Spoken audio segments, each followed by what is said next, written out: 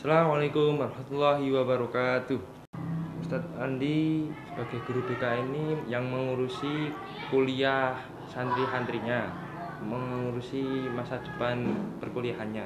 Ya. Apakah Ustadz Andi memiliki relasi atau teman dari sekolahan lain yang sama-sama bekerja sama mencarikan kuliahan? Ada sebagai guru BK itu kan ada perkumpulan guru BK namanya MGBK, Musyawarah Guru Bimbingan Konseling tingkat SMA dan tingkat Madrasah Aliyah. Di Temanggung kan ada. Di Temanggung itu ada 2 MGBK tingkat SMA dan MGBK tingkat MA atau tingkat Madrasah Aliyah. Dan alhamdulillah saya ikut semua. Dan di forum tersebut memang saling kerjasama, saling memberikan informasi kalau ada umpamanya ada hubungannya dengan perkuliahan, ada hubungannya dengan seminar, ada hubungannya tentang psikologi, itu kita saling berbagi, saling mendukung kalau ada kegiatan apa. Seperti dulu itu yang mengisi acara upgrading kan ada yang namanya Ustadz Edi Prajoko, itu juga guru BK. Ya, betul. Apakah santriwan santriwati MA Almatera juga SMK itu wajib, menurut Ustadz wajib kuliah atau dianjurkan untuk kuliah? Kalau di tingkat Madrasah Aliyah memang dianjurkan untuk melanjutkan. Melanjutkan itu bisa untuk kuliah, bisa untuk ke Mahat Ali. Tapi kalau seumpama santrinya berkeinginan bekerja juga silakan. Tapi cuma kecenderungannya memang untuk melanjutkan studi. Studinya bisa berupa kuliah maupun ke Mahat Ali. Kalau keuntungan yang dimiliki para sarjana lulusan S1 maupun diploma itu daripada yang tidak kuliah dalam dunia kerja itu apa tadi? Kelebihan mereka? Kelebihan mereka kalau dalam dunia kerja itu kan ada posisi-posisi tertentu di lowongan kerja itu yang membutuhkan skill. Nah, skill itu kan tidak diperoleh kalau tidak menempuh jalur sekolah atau kuliah formal. Dan itu harus ditempuh di kuliah formal. Oh, jadi kalau yang kuliah itu pastinya lebih unggul ya, Tata? Dididik dan dibiasakan untuk lebih unggul, dan semuanya tergantung sama mahasiswanya. Iya, tiap mahasiswanya kalau bersemangat dan mau maju mengikuti apa yang diarahkan sama dosen-dosen, insya Allah lebih baik dan hasilnya lebih bagus. Kalau dianya malah malas-malasan ya berarti nggak maju-maju ya. Majunya lama. Bisa maju tapi lama. Makanya itu kan di pondok pesantren, di tingkat Madrasah Aliyah itu kan dibiasakan mulai dari kecil untuk membiasakan biar besok ketika lulus dari Madrasah Aliyah seumpama mau kuliah, mau ke Mahat Ali, itu sudah terbiasa apa-apa yang dibutuhkan ketika kuliah. Jadi nggak kaget ya, Tata? Kaget ya, betul. Dimulai dari yang kecil, tidak langsung seperti anak kuliah enggak, tapi dimulai yang kecil, mulai dari mandiri, mulai dari mengerti apa tugasnya, mengerti setelah melakukan kerjaan ini harus apa, seperti ini harus apa. Itu kan di tingkat pondok terutama Madrasah Aliyah kan diajarkan. Diajarkan dari yang kecil ke yang besar. Iya. Dari teman-teman itu ada beberapa yang belum tahu apa sih bedanya diploma juga dengan sarjana, perbedaannya apa tadi? Oh iya, kalau diploma itu kan tingkatnya ada 4, ada diploma 1 itu ditempuh dalam waktu 1 tahun, diploma 2 ditempuh dalam waktu 2 tahun, D3 atau diploma 3 ditempuh 3 tahun, dan terakhir diploma 4 atau D4 ditempuh 4 tahun. 4 tahun. Empat-empatnya itu terakhir atau tugas terakhirnya berbentuk tugas akhir. Tugas akhir. Ya. Kalau sarjana atau S1 itu kan minimal 3,5 tahun. 3,5 tahun. Ya. Dengan tugas akhir berbentuk skripsi. Skripsi itu penelitian ilmiah yang bisa dipertanggungjawabkan berdasarkan teori-teori sebelumnya, dicocokkan dengan keadaan lapangan dan bisa dipertanggungkan karena diuji oleh para dosen. Jadi kalau tugas akhir itu tugasnya udah ditentukan, tapi kalau sarjana itu apa tadi namanya? Skripsinya itu nentuin sendiri apa gimana? Ya enggak, kalau tugas akhir itu sama dengan skripsi, judulnya atau materinya mencari sendiri. Kalau yang skripsi itu juga mencari sendiri, cuma kalau skripsi itu kan bukan seperti, memang sebuah penelitian yang bisa dipertanggungjawabkan berdasarkan penelitian-penelitian atau jurnal-jurnal sebelumnya yang disadur dan membuat penelitian yang baru. Jadi lebih baik gitu ya? Lebih dalam yang skripsi. Oh, lebih dalam yang skripsi. Ya. Kemudian itu skripsi itu juga merupakan syarat kelulusan juga, Dad?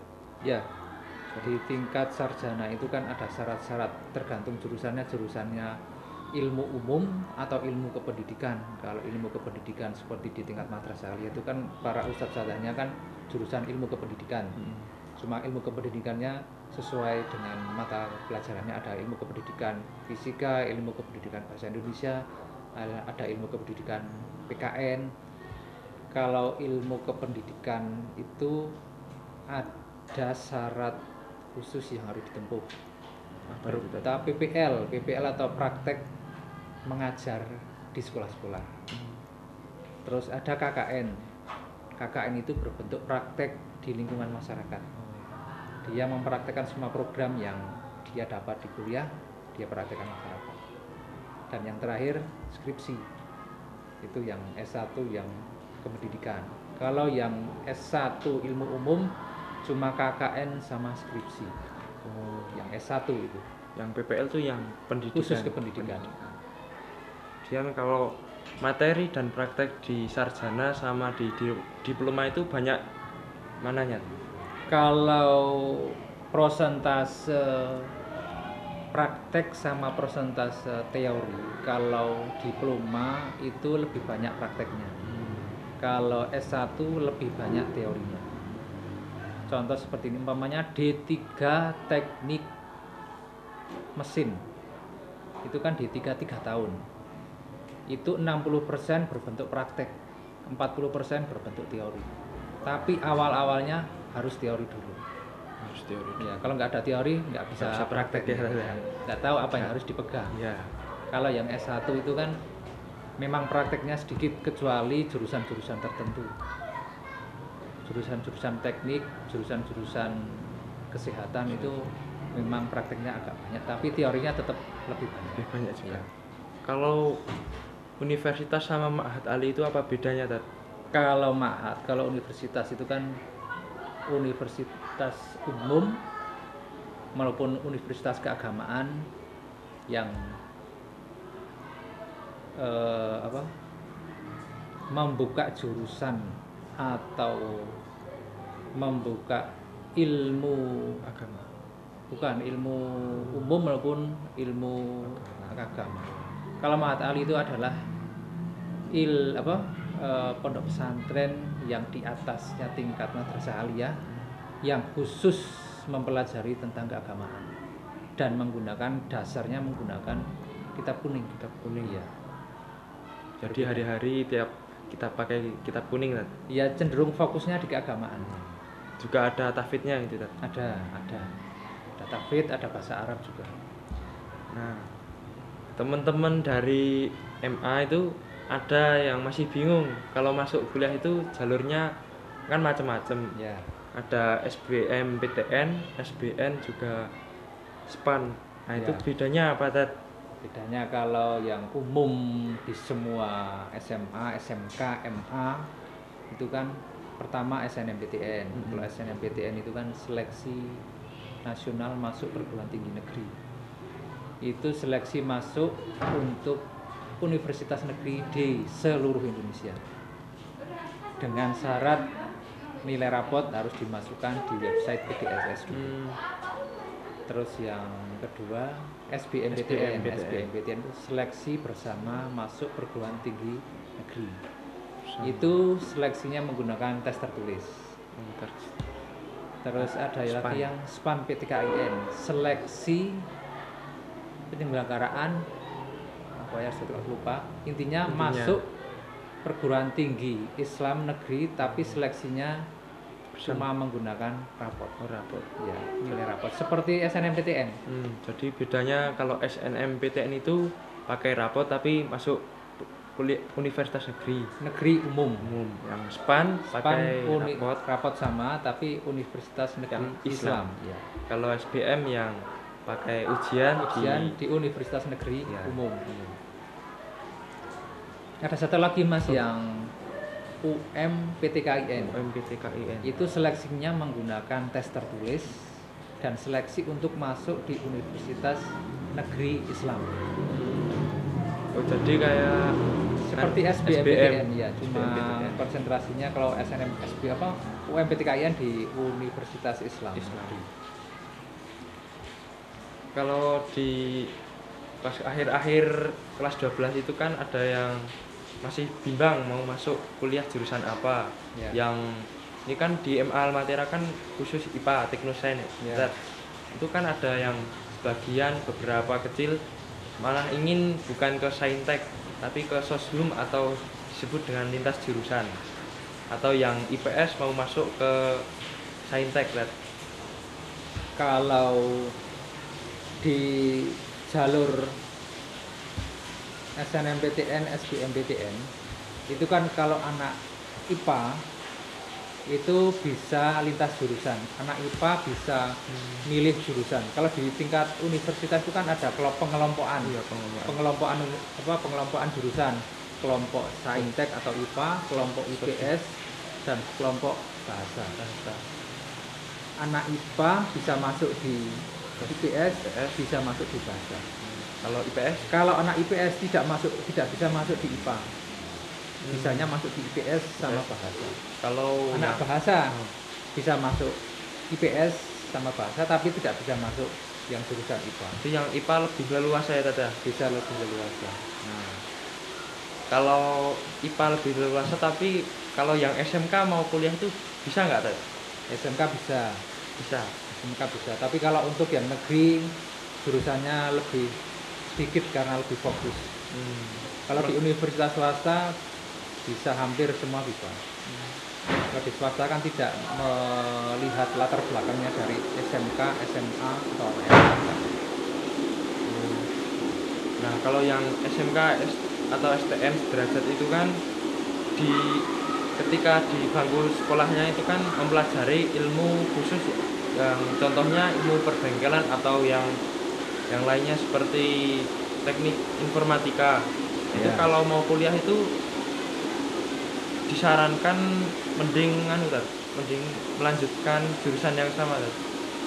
Kalau di SMK lebih baik memang disesuaikan dengan jurusan biar dia tinggal meneruskan lagi. Kalau dia mau lintas jurusan silahkan, tapi dia harus belajar lagi dan bahasa umumnya itu terbuang yang dulu sudah punya dasar-dasar skill kok malah ambil jurusan yang lain. Jadi pada milih lain mending memperdalam ya Tata? Iya, betul, memperdalam.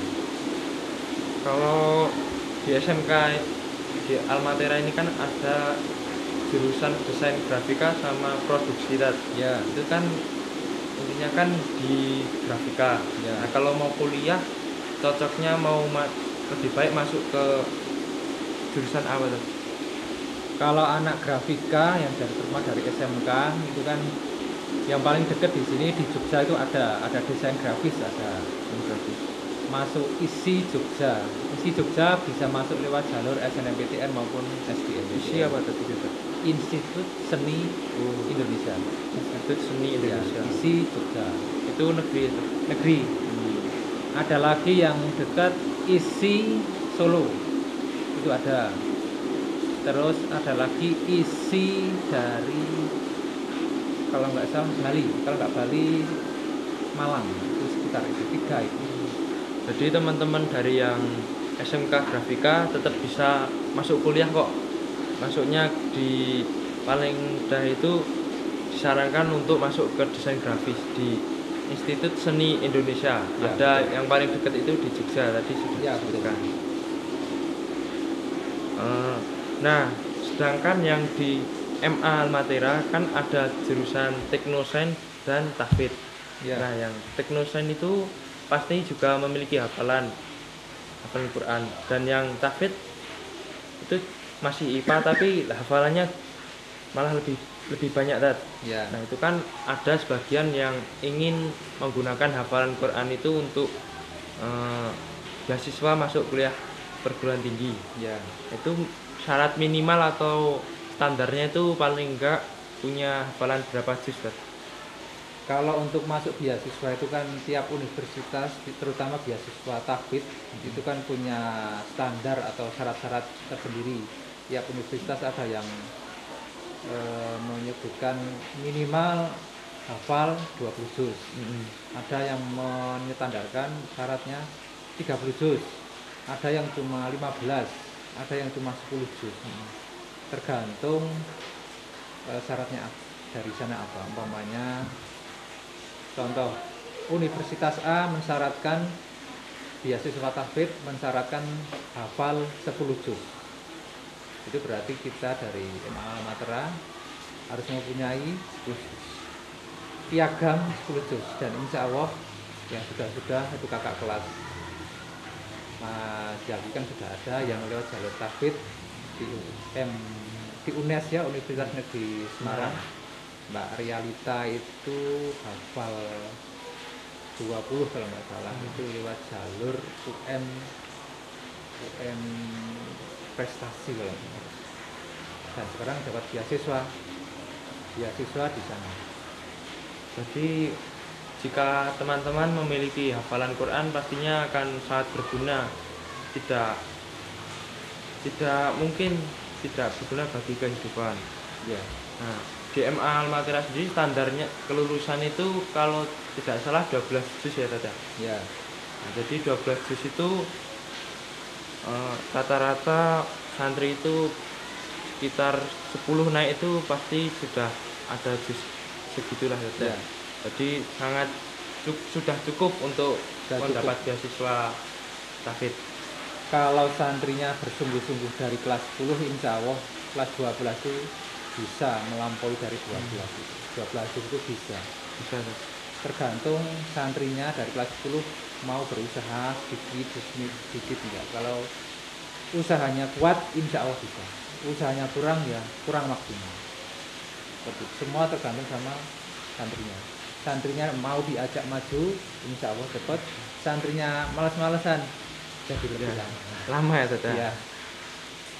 Nah, dari alumni yang dulu itu ada beberapa alumni yang mendapatkan beasiswa dari pondok. Ya. Dari pondok maksudnya pondok yang membiayai atau gimana, Tata?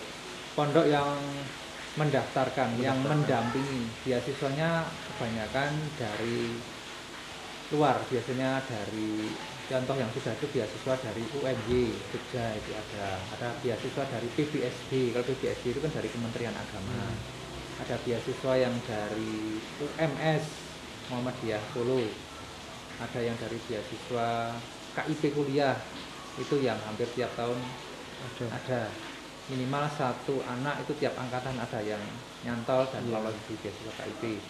Dan semuanya itu pondok cuma mengantarkan dan mendampingi. Semua syarat-syarat dipenuhi lewat pendampingan. Jadi beasiswa dari MA itu pastinya yang ditawarkan banyak ya, Tata? Lumayan banyak. Nah, kemarin beberapa minggu yang lalu ada tawaran dari Universitas UHAMKA Jakarta itu menawarkan 4 tahun kuliah gratis. Ya. Itu kan syaratnya apa, Tata? Syaratnya itu dia harus nilai KKM harus di atas yang ditentukan, aktif di organisasi, dan beberapa yang penting itu kan dia dapat surat rekomendasi dari pondok pesantren. Terus surat rekomendasinya berbentuk apa? Surat berperilaku baik. Nah, itu dinilai dari mana? Dari kelas 10 sampai kelas 12. Enggak cuma kelas 12. Enggak, dinilai dari kelas 10. Perilakunya bagaimana, adabnya bagaimana. Sopan santunnya dengan ustadz saya bagaimana, sopan santunnya dengan adik kelas bagaimana, sopan santunnya dengan masyarakat lingkungan bagaimana. Nah, kalau di mahasiswa itu kan rata-rata yang jadi jurusan favorit itu kan ada manajemen, kedokteran, juga teknik. Teknik kan ada banyak. Nah, Ya. itu kenapa kok jadi incaran hingga orang hingga lulusan SMA itu banyak yang mengincar 3 jurusan tersebut, Tad? Ya karena prospek kerjanya kan lebih menjanjikan, dengan imbalan kalau lulus dari jurusan tersebut dapat kerja, dapat gaji yang besar. Jadi menjamin ya, Tad, ya? Insya Allah menjamin. Cuma saingannya yang berat, Banyak ya. banyak berat se-Indonesia. Iya. Di mana-mana banyak, di rata-rata semua universitas 3 itu menjadi incaran ya, Tad? Ya betul. Bisa nggak sih santri MA Almatera atau SMK itu bisa kuliah di luar negeri, Tad? Insya Allah bisa banget. Misalnya ke Timur Tengah bisa. Banyak Kalau Timur Tengah kan kita pas, kita dari pondok pesantren yang 24 jam diajari, minimal kalau di Timur Tengah harus bisa berbahasa Arab. Walaupun bahasa Arabnya belum aktif, minimal pasif, insya Allah bisa. Kalau paham ya nggak apa-apa, Tad. Insya Allah bisa. Bisa. Dengan syarat itu dari kelas 10 harus mau tekun belajar, pelan-pelan tapi terus bisa, insya Allah bisa. Kalau di Turki itu juga bisa, Tad? Bisa. Turki bisa. Kalau Turki itu ada yang tidak mewajibkan menggunakan bahasa Arab. Ini ada beberapa pertanyaan dari teman-teman. Ya. Apakah seseorang yang ingin menjadi seorang pengusaha ataupun pedagang perlu untuk kuliah di jurusan ekonomi seperti ilmu ekonomi, manajemen, atau akuntansi? Itu penting sekali, Mas, karena kalau orang kepengen berusaha, membuka usaha, tapi tidak punya ilmunya, tidak punya ilmu manajemennya, membagi waktunya, seluk-beluknya bagaimana, dia akan cuma dapat keuntungan tapi tidak bisa berkembang. Oh ya. Kalau dia sekolah dulu, ke pendidikan formal dulu, dia bisa mengembangkan usahanya itu lebih besar dan lebih besar lagi. Menuju masa depan ya, Tad? Iya betul. Visioner berarti. Iya. Nah, padahal kan kalau pedagang pada umumnya itu kan nggak kuliah, Tad. Iya. Jadi ya stagnan gitu ya, Tad. Iya betul. Terus ada lagi pertanyaan dari teman itu, gimana sih caranya mendapatkan beasiswa kedokteran? Kalau nggak kedokteran ya keperawatan, yang nantinya itu bisa menjadi PNS, Tad. Kedokteran, kalau beasiswa kedokteran itu kan jurusannya jurusan eksak. Kedokteran itu kan eksak, termasuk kelompok IPA atau sains atau eksak ya. Dia di pendidikan kuliahnya itu kan ditekankan di ilmu hayati, ilmu menghitung sama menghafal. Berarti kalau pelajaran yang sinkron atau yang cocok dengan di madrasah aliyah itu kan pelajaran fisika, kimia, bahasa Inggris, matematika, sama yang terakhir yang paling dulu di madrasah aliyah itu yang berbeda dengan yang lainnya adalah masalah tahfidz. Berdasarkan pengalaman kakak kelas yang sudah mendapatkan beasiswa dan alhamdulillah sudah lulus S1 kedokteran, itu dia bercerita, Ustadz, ternyata ketika saya masuk di kedokteran, ilmu yang dulu didapatkan di madrasah aliyah itu sangat membantu sekali. Apa Mbak? Saya kan sama santrinya sekarang sudah manggilnya Mbak, itu terutama apa? Kebetulan putri cewek. Apa itu Mbak? Kebiasaan di pondok, kebiasaan di madrasah aliyah berupa tahfidz itu sangat membantu, Ustaz. Kok bisa membantu? Kenapa Mbak? Karena di jurusan kedokteran itu dituntut 1 hari menghafal beberapa kata dan akan ditasbih 1 minggu ke depan. Kayak kosakata ilmiah gitu ya. Kosakata ilmiah yang ada cuma di jurusan kedokteran. Kosakata kata-kata kedokteran itu harus dihafal di luar kepala. Jangan sampai keliru, umpamanya bahasa Yunani atau bahasa kedokterannya dari kulit itu apa, bahasa kedokterannya rambut itu apa, bahasa kedokterannya dari tulang itu apa, itu harus dihafal di luar kepala. Yang tahfidz itu pasti lebih mudah dalam menghafal kosakata itu. Dan alhamdulillah di kita kan tidak harus kelas tahfidz yang menghafal, semua kelas tahfidz sama kelas teknosains kan juga dibiasakan dengan tahfidz ya. Nah, ada lagi seseorang santri, dia itu diminta oleh orang tuanya tapi tidak wajib untuk masuk polisi atau TNI Ya. sedangkan dia itu masih ingin kuliah, ingin menikmati masa-masa kuliah itu seperti apa gitu Tat. Nah, dia itu bingung ketika kuliah mengambil jurusan yang cocok dengan polisi dan TNI atau TNI. Kalau jurusan kuliah yang cocok dengan polisi itu apa tuh? Kalau di tingkat TNI Polri itu kan ada waktu-waktu tertentu dibuka lowongan untuk mahasiswa yang ongoing tapi sudah tingkat tertentu untuk bisa masuk di tingkat TNI. Itu namanya kalau nggak salah jalur pendidikan profesi. Contohnya gini, TNI membuka untuk calon dokter tentara. Itu dibuka untuk para mahasiswa yang sudah semester tertentu, misalnya tertentu itu sudah mendekati lulus. Nah, itu bisa mendaftar di Dokter TNI ya, dokter TNI, dan itu kan nanti bisa masuk. Di polisi juga ada, polisi, dokter polisi itu juga sama dengan tentara kan. Kalau selain dokter apa tuh? Ada perawat, ada terus IT. Oh ya. IT itu ada Komputernya. ya komputer ya. Kalau di tingkat tentara sama TNI itu sama Perlu ya. polisi kan sangat perlu Apalagi di sama dunia sekarang ya. Sama teknik itu biasanya teknik mesin, teknik otomotif sama teknik listrik. Karena itu di dua institusi itu kan pasti kalau teknik listrik membutuhkan instalasi perlu banget.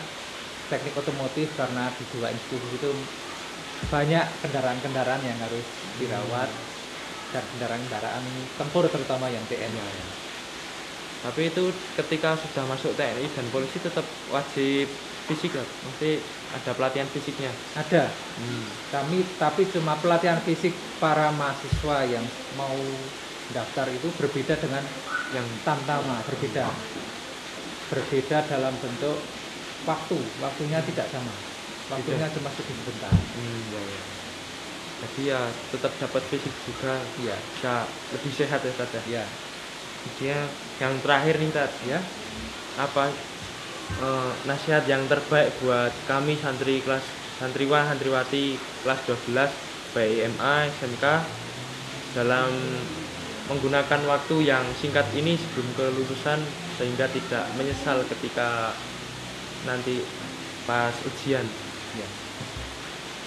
Ini sekarang kan sudah mendekati ujian semester ganjil. Ya. Waktunya cuma tinggal sedikit, beberapa bulan, nggak ada setengah tahun. Itu adalah waktu yang terbaik itu untuk memulai dari yang kecil. Walaupun berat, tapi insya Allah bisa. Contoh, seumpama santri kelas 12 kepingin mendaftar beasiswa tahfidz yang 20 juz. Sekarang sudah punya hafalan misal 15 juz, tinggal 5 juz, kurang 5 juz. Dilatih pelan karena pendaftaran beasiswa itu dimulai sekitar bulan Februari, Maret, April 2022. Itu masih ada waktu beberapa bulan untuk menambahkan ya. Bagi yang mau mendaftar di bagian teknik bagian keolahragaan bisa melatih dengan membiasakan berlari. Bisa 2 hari sekali, mau setiap hari silahkan. Yang penting ketika mau lari harus izin dengan pesantren. Insya Allah diberikan izin asalkan bertanggung jawab. sama yang paling penting adalah sering-seringlah berdoa. Jangan sampai lupa minta doa kepada Allah dan minta restu Orang tua dari bapak ibu, itu yang paling utama. saling support ya Kak. Ya betul.